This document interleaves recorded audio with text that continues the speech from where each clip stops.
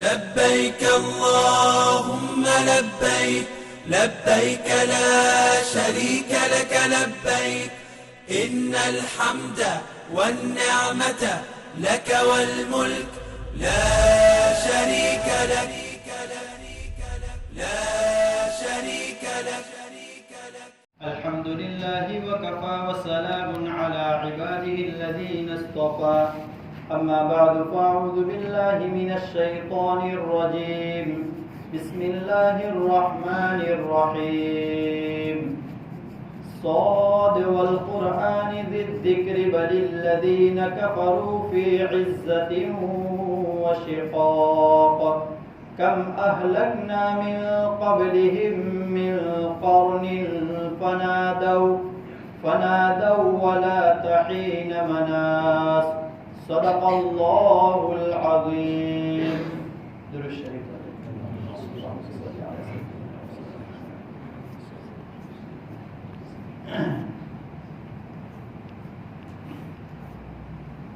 محترم عزیز دوستوں بزرگوں،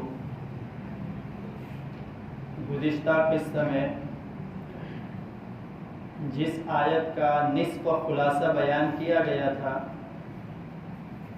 کہ اللہ تعالیٰ ارشاد فرماتے ہیں کہ میں قرآن کی قسم کھا کر کہتا ہوں، قرآن کی قسم کھائی اللہ نے پہلے کہ میں قرآن کی قسم کھا کر کہتا ہوں کہ یہ کفار مکہ وہ جو باتیں کرتے ہیں کہ اللہ کے رسول نعوذ باللہ مجنون اور پاگل اور جادوگر ہے، یا وہ یوں کہتے ہیں کہ اللہ ایک نہیں ہے، معبود بہت سارے ہونے چاہیے کیونکہ ضروریات مختلف ہے، تو ہر ضرورت کا الگ معبود ہونا چاہیے، اور وہ جو یوں کہتے ہیں کہ ہڈیاں جب بوسیدہ ہو جائے گی، بعضوں کے نزدیک جب ہڈیوں کو بھی جلا دیا جاتا ہے اور بالکل راکھ کا ڈھیر بن جاتا ہے، اور پھر ہوائیں اس راکھ کے ڈھیر کے ذرات کو ادھر ادھر اڑا لے جاتی ہے، تو پھر ان ذرات کو اللہ کیسے دوبارہ زندہ کرے گا؟ ان کے یہ تین اعتراض تھے، تو اللہ نے قسم کھا کر کہا کہ قرآن کی قسم کھا کر کہتا ہوں کہ ایسی بات نہیں ہے کہ ان کو شرح صدر نہیں ہے، ان کو پتا ہے کہ اللہ ایک ہے، ان کے دل میں اطمینان ہے، ان کو اطمینان ہے کہ یہ اللہ کے پیغمبر ہے، اور انہیں یہ بھی اطمینان ہے کہ کل قیامت کے دن دوبارہ ہمیں اٹھایا جائے گا، کیونکہ ملت ابراہیمی سے وہ ناواقف نہیں تھے، حضرت ابراہیم علیہ السلام کی لائی ہوئی شریعت اور مذہب سے بالکل بے خبر نہیں تھے، انہیں پتا تھا، تو پھر آخر انکار کیوں؟ کہ قرآن کہتا ہے بل الذین کفروا فی عزت وشقاق، ان کے انکار کی واحد وجہ یہ ہے کہ ان کے دلوں میں حسد اور اختلاف اور تکبر بھرا پڑا ہے، دلوں کے اندر تکبر، کینہ، کپٹ اتنا ہے رسول اللہ کی ذات کو لے کر کے وہ اختلاف کرتے ہیں، اللہ کے رسول کی ذات کو لے کر وہ اختلاف کرتے ہیں، نتیجتاً قیامت کا بھی انکار کرتے ہیں، اور اس سے آگے بڑھ کر اللہ کی ذات تک پہنچ گئے۔ یہ بات سمجھنے لائق ہے کہ جب کوئی بندہ کسی سے حسد کرتا ہے تو حسد پہلے جائز وجوہات میں کی جاتی ہے کہ فلانے کے پاس مال ہے تو مال کی وجہ سے حسد ہے، تو مال تک یہ حسد محدود نہیں رہتا، یہ حسد کی فطرت ہے کہ بندے کو اتنا جلاتا ہے کہ وہ آخر تک ایک دن اتنا گرتا ہے کہ خود اپنے وجود کو خطرے میں ڈال دیتا ہے۔ اللہ کی ذات کے انکار کی واحد وجہ رسول اللہ کی ذات سے حسد۔ بہرحال تو ان کے دلوں میں عزت کا دھوکہ ہے کہ ہم مکہ کے چودھری قسم کے لوگ ہیں، اگر پیغمبر بنانا تھا تو ہمیں بنا دیتے۔ وشقاق، اور دلوں میں دل جمعی نہیں ہے، دل ٹکے ہوئے نہیں ہے۔ یہ کس کی بات؟ کفار کی بات۔ اس کے برخلاف یہ پورا مفصل کلام آ چکا تھا، اب اس کے مخالف اپوزٹ بات کہ بھائی گنہگار لوگ جہنم میں جلیں گے، تو اپوزٹ بات کیا ثابت ہوئی؟ کہ نیکوکار جنت میں آرام کریں گے، کہ کفار لوگ عزت کے دھوکے میں اور دلوں کے اختلاف میں پڑے ہوئے ہیں، اس کے برخلاف مومنوں کی صفت یہ ہے کہ وہ حقیقی عزت اور دل جمعی پر ہے. مومن حقیقی عزت پر ہوتا ہے، حقیقی عزت دل جمعی، کہ دل کا ٹکاؤ. آدمی کیسے بھی حالت میں رہے سکون سے رہے گا، اس کو مسکرانے کا ہنسنے کا موقع ملے گا، بات کرنے کا وقت ملے گا. دل جمعی. اگر دل ہی ٹکا ہوا نہیں ہے تو دنیا بھر کے بوجھ اپنے سر مانے گا، دنیا بھر کے بوجھ اپنے سر مانے گا، کیونکہ دل کے اندر جمعیت نہیں ہے، دل ٹکا ہوا نہیں ہے. بہرحال تو ایمان والے عزت کے دھوکے میں نہیں، حقیقی عزت میں ہے. اچھا، حقیقی عزت کیا ہوتی ہے؟ کہ حقیقی عزت جس کو میں نے پہلے بھی نقل کیا تھا کہ من لم تعزہ التقوی فلا عز لہ، کہ آدمی طاعات کو بجا لائے، طاعات کو، فرائض کو بجا لائے، نوافل مستحبات کو بجا لائے، سنن پر عمل کرنے کا شوق ہو، طاعات کو بجا لائے، کہ اس کو عزت اور غلبہ ملے گا، اس کو عزت اور غلبہ ملے گا. طاعات کو بھی کیسے بجا لائے؟ فقاہت کے ساتھ، حماقت کے ساتھ نہیں، نادان بن کر نہیں. جیسے ہمارا تبلیغ کے اندر ایک اصول بیان کیا جاتا ہے کہ جب کوئی انفرادی عمل میں مشغول ہو تو اجتماعی عمل کے وقت اپنے انفرادی عمل کو ترک کر دے، چھوڑ دے. یہ فقاہت ہے کہ آدمی اس وقت اجتماعی عمل کی طرف اپنے آپ کو متوجہ کرے، اجتماعی عمل کی طرف. اسی لیے حکم ہے کہ جمعہ کے دن یا کسی بھی نماز کو فجر کو چھوڑ کر، فجر کی بات الگ ہے، فجر کو چھوڑ کر اگر امام صاحب نے کہہ دیا اللہ اکبر تو سنت بعض علماء نے لکھا ہے کہ 4 کی نیت سے اگر نیت باندھی ہے اور 2 کا شفعہ ابھی ہوا نہیں ہے تو 2 کے شفعے پر سلام پھیر دو، امام کے ساتھ شریک ہو جاؤ. یہ علماء نے مسئلہ لکھا ہے. اتنی اہمیت فقاہت کا مطلب یہ ہوتا ہے کہ موقع کے مطابق اعمال میں بندہ متوجہ ہو. موقع کے مطابق کہ گھر پر اگر دن کے 10 قرآن ختم کرتا ہے مگر عرب کی سرزمین کے علاوہ سے وہاں پر مطاف میں پہنچا ہے تو موقع کے مناسب یہ ہے کہ بکثرت طواف کرے. قرآن کی تلاوت کر رہا ہے، اذان، منادی نے اذان دے دی، اللہ اکبر، قرآن کو بند کرو، پہلے اذان کا جواب دو. یہ فقاہت فی الدین ہے کہ آدمی کوئی تلاوت کرتے کرتے مسجد میں داخل ہو رہا ہے تو قرآن کی تلاوت کو موقوف کرو اور مسجد میں داخل ہوتے ہوئے دعا پڑھو. لیکن اس مسئلے میں علماء نے لکھا ہے کہ چونکہ قرآن کی تلاوت پہ ذکر ہے لہذا اگر کوئی قرآن کی تلاوت کو جاری رکھتا ہے اس کے لیے گنجائش ہے. ایک آدمی مر رہا ہے اور میں تلاوت میں مشغول ہو، بھئی تلاوت ترک نہیں کر سکتا، ارے پانی پلاؤ. یہ پانی پلانا ایک قرآن کو ختم کرنے سے بڑا ثواب ہے. یہ آدمی انتقال کر رہا ہے، موقع کے مناسب عبادات. بعض مرتبہ ہوتا یہ ہے کہ ہمیں دھوکہ لگ جاتا ہے، ہم کچھ چیزوں کو اتنی زیادہ اہمیت دے دیتے ہیں جتنی اہمیت کی وہ حامل نہیں ہوتی ہے، اور کچھ چیزوں کو اتنا گرا دیتے ہیں کہ اس کو اہمیت کے مقام سے نیچے لے آتے ہیں. اس کی مثال دیتا ہوں، شب برات، 15ویں شعبان کی رات، اگرچہ حدیث میں اس کی فضیلت کچھ نہ کچھ منقول ہے مگر جتنا ہم نے اس کو بڑھا دیا اور چڑھا دیا، اگر اس کا مقابلہ کیا جائے ذوالحجہ کے پہلے عشرے سے تو یہ بالکل ناانصافی اور ظلم کر رہے ہیں ہم لوگ. کہ شب برات میں اگرچہ اعمال کرنے ہیں مگر ذوالحجہ کا عشرہ اس سے بڑا فضیلت والا ہے. ذوالحجہ کا عشرہ اس سے بڑا فضیلت والا. حضرت طلحہ بن عبید اللہ الخزاعی ایک صحابی ہے، کہتے تھے کہ صحابہ کے ذہنوں میں یہ بات بیٹھی ہوئی تھی کہ پورے سال کے اندر بہترین دن ذوالحجہ کے 10 دن ہے. ذوالحجہ کے 10 دن پورے سال رمضان کے سمیت فضیلت کے اعتبار سے.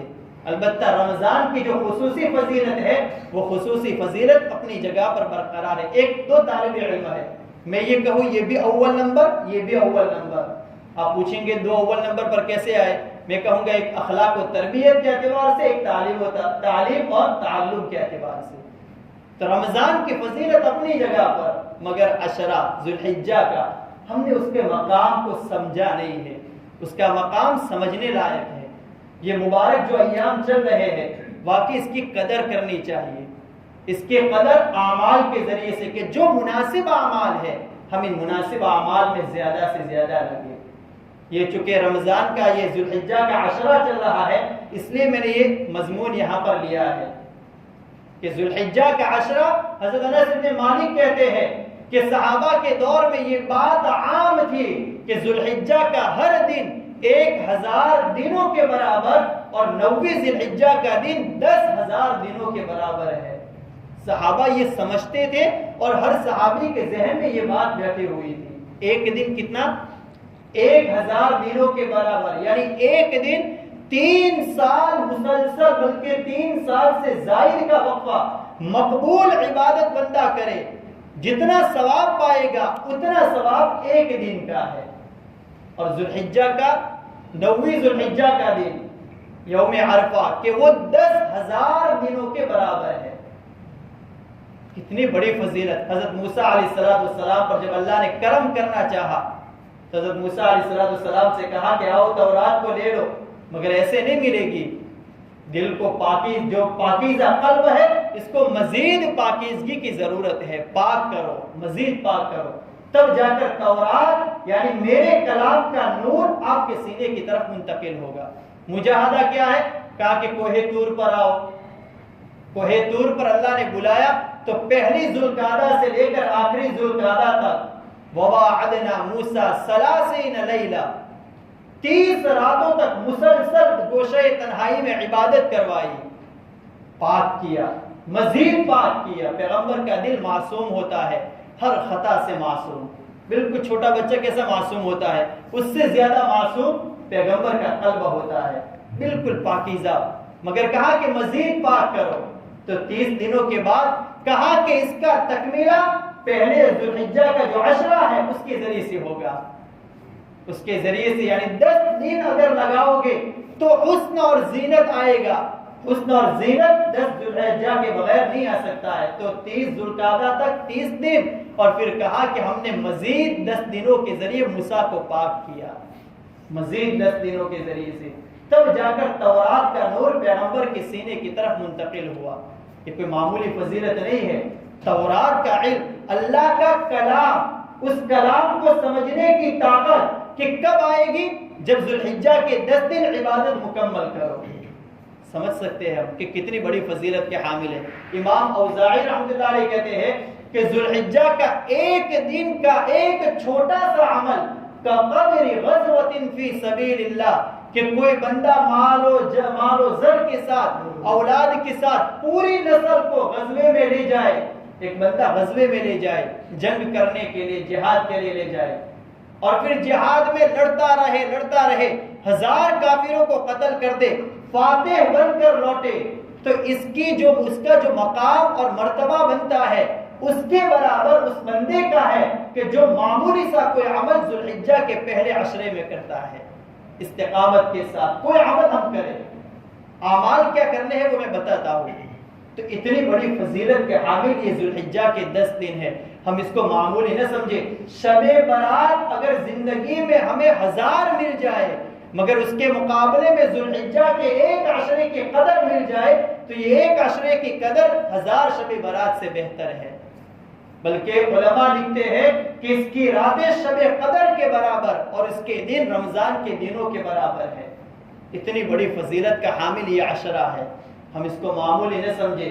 اس عشرے کے اندر کرنے کے مشترکہ 2 عمل ہیں جو دن میں بھی کرنے ہیں، رات میں بھی کرنے ہیں۔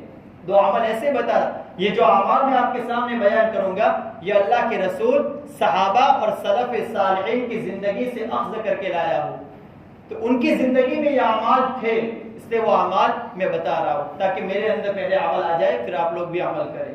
تو 2 عمل مشترک ہے جو دن میں بھی کرنا ہے۔ ابھی چند دن ذوالحجہ کے 10 دن یعنی چند دنوں میں سے بھی چند گزر گئے، اب بہت چند باقی رہ گئے، بہت چند کی قدر کرنی ہے۔ تو کیا عمل کرنا ہے کہ پہلا مشترکہ عمل کہ رات میں بھی دن میں بھی کہ اللہ کے رسول صلی اللہ علیہ وسلم نے فرمایا کہ ذوالحجہ کے 10 دن افضل ترین ایام ہے، ان ایام کے اندر تسبیح، تہلیل، تحمید اور تکبیر زیادہ کیا کرو۔ تکبیر، اللہ اکبر، لا الہ الا اللہ واللہ اکبر، اللہ اکبر وللہ الحمد۔ اصل میں ہمیں دھوکہ لگا ہے، ہم یہ سمجھتے ہیں کہ 5 دن ہی فقط تکبیر بولنی ہے، یہ تو جہری 5 دن بولنی ہے۔ باقی علماء نے مسئلہ لکھا ہے کہ پہلی ذوالحجہ کا جب چاند نظر آ گیا وہاں سے لے کر کے 13ویں ذوالحجہ تک ہمیں مسلسل قرآن تکبیر بولنی ہے، مسلسل تکبیر۔ حضرت عبداللہ ابن عمر، حضرت عمر ابن خطاب رضی اللہ تعالیٰ عنہ باقاعدہ ذوالحجہ کے 10 دنوں میں اہتمام کرتے تھے۔ عبداللہ ابن عباس کہتے ہیں کہ ایک مرتبہ میں مسجد نبوی میں کھڑا تھا، میرا ہاتھ پکڑ کر کہنے لگے کہ چلو بیٹے ہم بازار جاتے ہیں۔ میں بازار میں گیا تو حضرت عمر ابن خطاب بازار میں زور زور سے اللہ اکبر پوری تکبیر بول رہے ہیں، اور پورے بازار کے مسلمان حضرت عمر ابن خطاب کے ساتھ تکبیر پڑھ رہے ہیں۔ یہ 4 ذوالحجہ کا واقعہ ہے۔ ہم سمجھ سکتے ہیں کہ باقی ایام میں بھی تکبیر زیادہ، تحلیل لا الہ الا اللہ کا کلمہ زیادہ پڑھے، تحمید الحمدللہ اللہ کا شکر دل سے بجا لانے کے ساتھ زبان سے ادا کرے، اور تسبیح سبحان اللہ اللہ کی پاکیزگی خوب بیان کرے۔ تو یہ 4 کلمے ہیں، سبحان اللہ والحمدللہ ولا الہ الا اللہ واللہ اکبر۔ ایک کلمے کے اندر ساری چیزیں آ گئی۔ صبح و شام کی تسبیحات کے اندر جو کلمہ ہے ہم بکثرت یہ کلمہ پڑھیں، اور تکبیر اللہ اکبر بکثرت پڑھیں، دن میں بھی رات میں بھی۔ ایک عمل تو یہ ہو گیا دن میں اور رات میں کرنے کا عمل۔ دن میں اور رات میں کرنے کا دوسرا عمل کہ حافظ ابن عساکر رحمۃ اللہ علیہ کہتے ہیں کہ میں نے جتنے بزرگوں کو پایا ان میں سے اکثر کو دیکھا کہ وہ رمضان کے آخری عشرے کا اور ذوالحجہ کے پہلے عشرے کا اعتکاف کیا کرتے تھے۔ اعتکاف ذوالحجہ کے پہلے عشرے کا، رمضان کے آخری عشرے کا۔ اگر ہم اعتکاف نہ کر سکے تو زیادہ سے زیادہ ہمارا وقت مسجدوں میں گزرے، اس کا ہم اہتمام کریں۔ زیادہ سے زیادہ ہمارا وقت مسجدوں میں گزرے، مسجد میں نماز کے لیے تو مسجد ہی کو آئے، ہم نماز کے لیے مسجد ہی کو آئے۔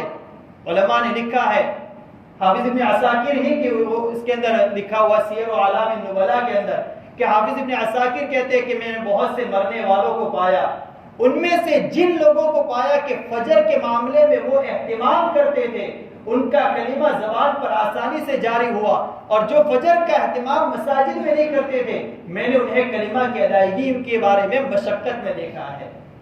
فجر کا اہتمام مسجدوں میں کریں، ہم سنت اگرچہ گھر پر پڑھ کر آئے، عین وقت پر اگرچہ اٹھے، مگر اہتمام کریں کہ ہم مسجدوں میں فجر کی نماز ادا کریں، اور مکمل نماز ادا کریں کہ ظہر کی فجر کی 4 رکعت، ظہر کی 12 رکعت، عصر کی 8 یا 6 رکعت، مغرب کی 7 اور عشاء کی 17 رکعت ہم مکمل اہتمام کریں۔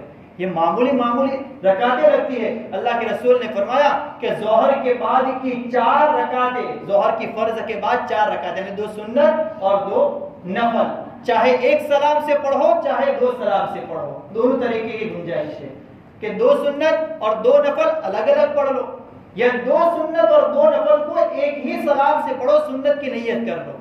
تو فرمایا کہ جو ظہر کے بعد 4 رکعت کا اہتمام کرے گا، اللہ کے رسول نے فرمایا میں اس کے لیے یاقوت کے محل کا ضامن ہوں جنت کے اندر۔ کتنی بڑی فضیلت جنت کے اندر۔ اور ہمارا حال کیا ہے کہ ہم ظہر کی ابتدائی 4 رکعت سنت موقدہ کہ جس کے مطابق عبداللہ بن مسعود کہتے ہیں کہ یہ تو دن کی تہجد ہے، دن کی تہجد ہے، ہم وہ بھی چھوڑ دیتے ہیں۔ ہم اس چیز کو نہ کریں، مکمل نمازیں پڑھیں اور جماعت کے ساتھ اہتمام کریں۔ اگر کسی دن سفر میں ہو یا یہ کہ گھر پر مہمان آ گئے، اکرام کی وجہ سے جماعت چھوٹ گئی، تو مہمانوں کو جماعت میں شریک کر لیں، گھر پر ہی نماز ادا کر لیں مگر جماعت کے ساتھ پڑھ لیں، اس کا اہتمام کریں۔ تو یہ 2 عمل ہے کہ جو مشترکہ ہے، رات میں بھی کرنے ہیں اور دن میں بھی کرنے ہیں۔ پہلا عمل کون سا؟ تسبیح و تحلیل و تحمید و تکبیر، اور دوسرا عمل اعتکاف، زیادہ سے زیادہ وقت مسجدوں میں گزارے، یہ دن اور رات میں کرنے کے اعمال ہیں۔ اچھا، ایک عمل ایسا ہے کہ جو دن کے ساتھ مخصوص ہے، کہ دن میں کرنے کا عمل، کہ روزہ ہے، پورا عشرہ روزہ نہ رکھ سکے تو کم سے کم اس بات کا اہتمام کرے کہ یوم عرفہ کا روزہ رکھے۔ یوم عرفہ کب ہے ہمارا؟ منگل کے دن، تو منگل کے دن ہم روزے کا اہتمام کریں، منگل کے دن روزہ رکھنا ہے، اس بات کا تہیہ ابھی سے کر لیں، چاہے پورے عشرے کی قدر کرے کہ نہ کرے مگر منگل کا روزہ ہم سے نہ چھوٹے۔ میں آپ کو اس کی ایک فضیلت سناتا ہوں۔ اللہ کے رسول حضرت ابو قتادہ کہتے ہیں کہ اللہ کے رسول نے فرمایا کہ صوم یوم عرفہ یکفر سنۃ قبلہ وسنۃ بعدہ، کہ یوم عرفہ کا ایک روزہ اگلے ایک سال کے گناہوں کو معاف کرے گا اور پچھلے ایک سال کے گناہوں کو معاف کرے گا۔ علماء نے لکھا ہے کہ یوم عرفہ کا ایک روزہ رکھ لینا گویا کہ اگلے ایک سال جینے کی ضمانت ہے۔ کوئی آدمی یوم عرفہ کا روزہ رکھے، کیونکہ اللہ کے رسول نے کیا کہا؟ اگلے ایک سال کے گناہوں کو معاف کیا جائے گا، تو اگلے ایک سال جیے گا تب جا کر گناہ کرے گا نا، تو اگلے ایک سال جینے کی ضمانت ہے یوم عرفہ کا روزہ۔ ہم اس کا اہتمام کریں، کسی چیز سے ہم خوف نہ کریں، روزہ رکھے، انشاءاللہ سب کچھ مضبوط رہے گا۔ ایک دن کا مسئلہ ہے، آسانی رہے گی۔ یوم عرفہ کا روزہ، یوم عرفہ کا روزہ، حضرت امام مسروق، ایک محدث، ایک واقعہ یاد آ گیا، تو حضرت مسروق اما عائشہ رضی اللہ تعالیٰ عنہ کے پاس گئے، تو اس وقت اصل میں اختلاف ہوا تھا چاند کا، تو ایک اعتبار سے وہ 10ویں ذی الحجہ تھی اور ایک اعتبار سے 9ویں ذی الحجہ تھی۔ تو اما عائشہ رضی اللہ تعالیٰ عنہ نے حضرت مسروق کو دیکھا کہ کچھ کھا پی رہے ہیں، تو کہا کہ تمہارا روزہ نہیں ہے؟ کہا کہ نہیں میرا روزہ نہیں ہے، کیونکہ میں شک میں پڑا ہوا تھا۔ کہا کہ آج یوم عرفہ ہے اور یوم عرفہ کا روزہ رکھنے والا، اما عائشہ کہہ رہی ہے کہ یوم عرفہ کا ایک روزہ 1000 روزوں کے برابر فضیلت میں ہے، 1000 روزوں کے برابر۔ جب یوم عرفہ کا روزہ ایک روزہ، اب یہ سمجھنے والی بات بتا رہا ہوں، سمجھنا کہ یوم عرفہ کا ایک روزہ کتنے کے برابر؟ 1000 روزوں کے برابر، اور یوم عرفہ کا ایک دن 10,000 دنوں کے برابر، تو 1000 کو ملٹیپلائی کر دو 10,000 کے اندر، اتنے زیادہ فضیلت ہے ایک دن کا روزہ۔ 1000 کو 10,000 سے ملٹیپلائی کریں ہم، اور پھر جتنا بنتا ہے اتنا گویا کہ اتنے روزوں کا ثواب ہمیں مل جائے گا۔ کتنی بڑی فضیلت ہے، اس لیے ایک دن عمل دن کے ساتھ مخصوص ہے، تو یہ روزہ ہے۔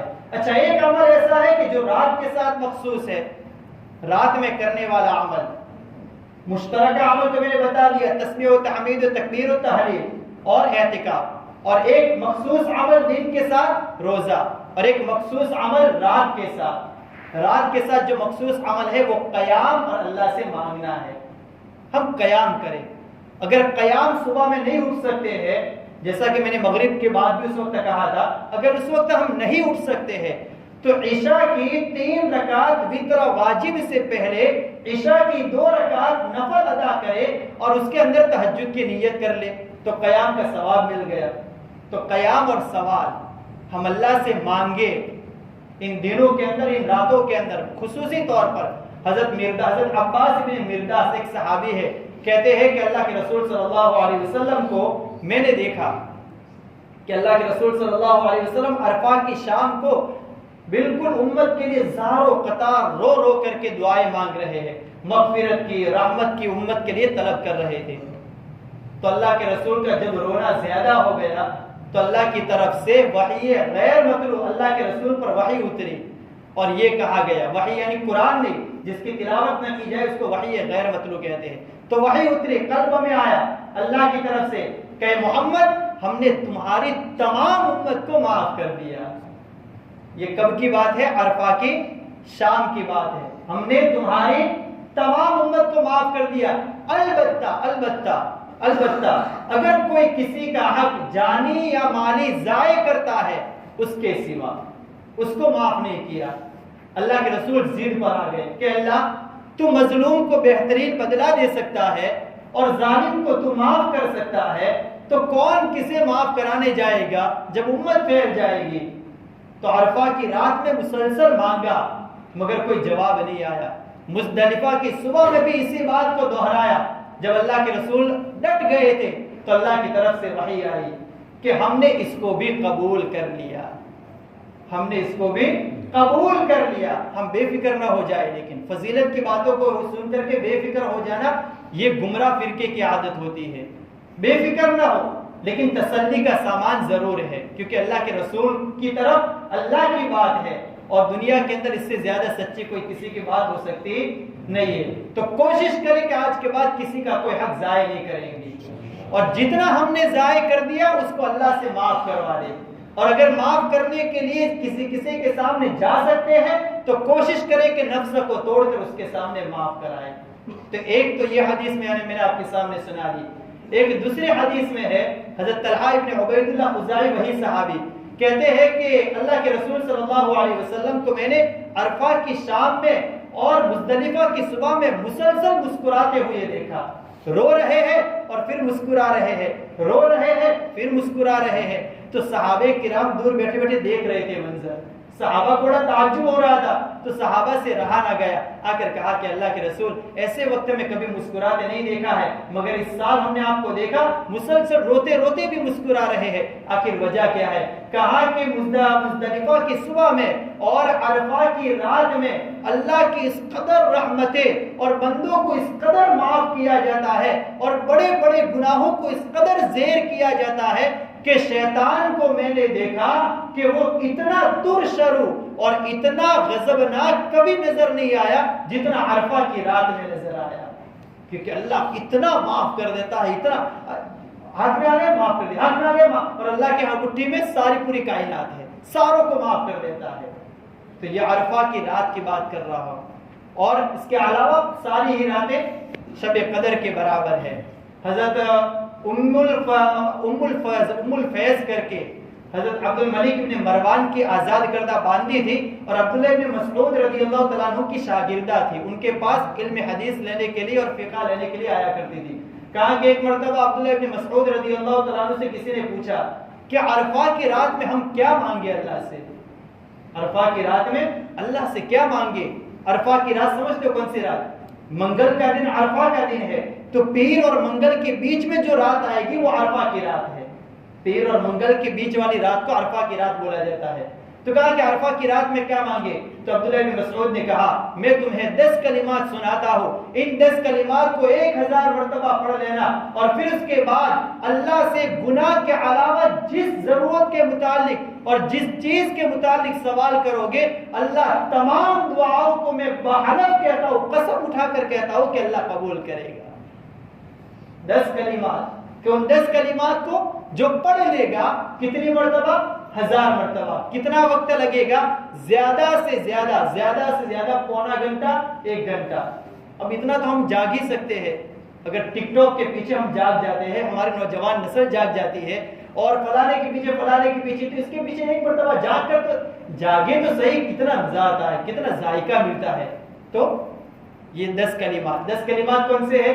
کہ سبحان، لمبے چوڑے کلمات ہیں، میرے واٹس ایپ نمبر پر آپ پوچھ لینا، یہی کہ کسی سے لے لینا، تو آپ کو میں وہ 10 کلمات اعراب کے ساتھ ہندی میں اور عربی میں بھیج دوں گا کہ سبحان الذی فی السماء عرشہ، سبحان الذی فی الارض موطئہ، سبحان الذی فی البحر سبیلہ، سبحان الذی فی النار آگ، فی النار سلطانہ، سبحان الذی فی القبور قضاؤہ، سبحان الذی فی الجنت رحمتہ، سبحان الذی فی الہواء روحہ، سبحان الذی رفع السماء، آسمان کو بلند کیا، سبحان الذی رفع وضع الارض، اور سبحان الذی لا ملجأ منہ الا الیہ۔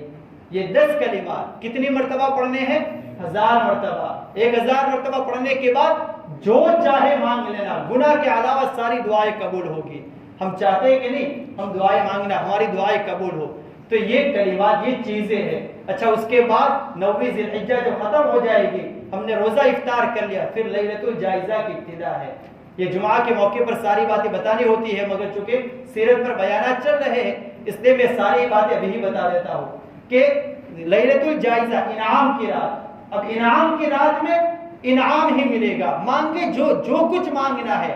یہ عشق کی انتہا ہے، عشق کی انتہا، کہ عشق کی انتہا اس کے بعد والی صبح میں۔ عشق مجازی میں ہم کیا دیکھتے ہیں کہ ایک بندہ کسی بندی کو چاہتا ہے اور جب گھر والے شادی پر راضی نہیں ہوتے تو اکثر اس کا انجام خون ہوتا ہے. اکثر اس کا انجام کیا ہوتا ہے؟ خون ہوتا ہے. ہم 10 دنوں تک اللہ کے عشق میں اتنا تڑپے کہ حق تو یہ بنتا ہے کہ چھری لے کر ہمارے گلے پر پھیر دے. اور اصل سنت تو یہی ہے، اصل طریقہ تو یہی تھا کہ بندوں کو ذبح کیا جاتا، انسانوں کو ذبح کیا جاتا. مگر اللہ کی ذرہ نوازی کرم فرمائی کہ پھر قربانی کے جانوروں کے ذریعے سے ہم خون پیش کر کے کہتے ہیں کہ اللہ ہمارے عشق کی انتہا ہے، اب تو ہمارے دلوں میں بس جا. تو قربانی اس نظریے کے ساتھ ہم ادا کریں. جب قربانی ہم نے ادا کر لی ہمارا کام مکمل ہو گیا. اس لیے ان چیزوں کو ہم اہتمام سے سمجھے. انہی چیزوں کے اندر مومن کی عزت ہے. باقی عزت کسی بھی جگہ کسی بھی چیز میں اگر مومن تلاش کرے گا اس کو نہیں ملے گی. ایک اہم اعلان یہ ہے کہ اب جو بود ہے تو آئندہ بود کو تو قربانی کا دن ہے، تو آئندہ بود کو تو درس قرآن نہیں ہوگا. اس کے بعد جو بود کے بعد بود جمعرات، جمعہ، سنیچر، اتوار اور پیر کے دن 26 تاریخ آتی ہے. تو 26 تاریخ کو درس قرآن ہوگا پیر کے دن. اور آئندہ سے ہر پیر کو ہی درس قرآن ہوگا، بود کے دن نہیں ہوگا.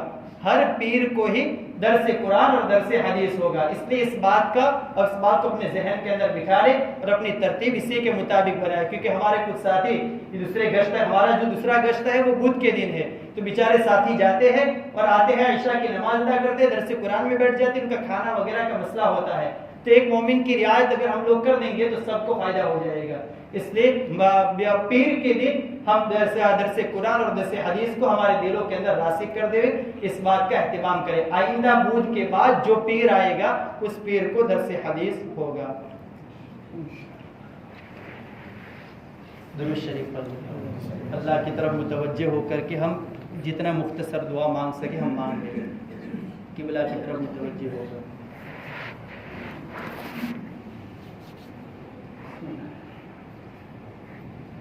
اللهم لك الحمد كله ولك الشكر كله وإليك يرجع الأمر كله علانيته وسره بيدك الخير كله إنك على كل شيء قدير إنك على كل شيء قدير إنك على كل شيء قدير. اللهم صل على سيدنا ومولانا محمد وعلى آل سيدنا ومولانا محمد مبارك وسلم. اے اللہ ہم ناسمجھ ہیں، اے اللہ ہم گنہگار ہیں، اے اللہ ہمارے دل مردہ ہو چکے ہیں، اے اللہ ہم تیری شریعت اور تیرے دین کو سمجھنے سے قاصر ہیں. لیکن میرے مولا ہم نے ناسمجھی میں بھی تیرے ساتھ کسی کو شریک نہیں ٹھہرایا. ہم ناسمجھی میں بھی تیرے ہی آگے سجدہ کرتے ہیں. اے اللہ ہم زبانوں سے اقرار کرتے ہیں کہ ہم تجھے رب مانتے ہیں.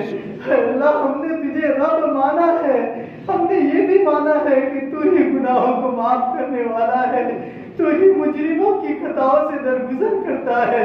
اے اللہ ہم مجرموں کو معاف فرما دے، ہم غلیظوں کو معاف فرما دے، ہم ناپاکوں کو معاف فرما دے. بہت ہو چکا. اے اللہ غلاظت بری دنیا کی دوڑ بہت لگا لی ہم نے. اے اللہ غیروں کے دروازے ہم نے بہت کھٹکھٹا رکھے ہیں.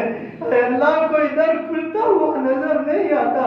اے اللہ یہ کیا حشر برپا ہے، یہ کیا عالم برپا ہے. اے اللہ دنیا بھر کی مصیبتوں کا پہاڑ ہمارے دلوں پر اترا ہوا ہے. ہمارے دل پسماندہ ہے، ہمارے دل ٹوٹے ہوئے ہیں. اور تیرے محبوب نے کہا ہے کہ اللہ کی ذات وہ ذات ہے جو ٹوٹے دلوں کے اندر رہا کرتی ہے. اے اللہ ہمارے دل اگرچہ ٹوٹے ہوئے ہیں، ان مبارک لمحات کا واسطہ اور وسیلہ ہمارے دل کو تو اپنا عرش بنا لے، ہمارے دلوں کو تو اپنا مسکن بنا لے. اے اللہ تیری رحمت، تیری برکت اور تیری طرف سے عافیت اور انوارات کے اترنے کا ہمارے دلوں کو مرکز بنا دے، ہمارے دلوں کو مرکز بنا دے.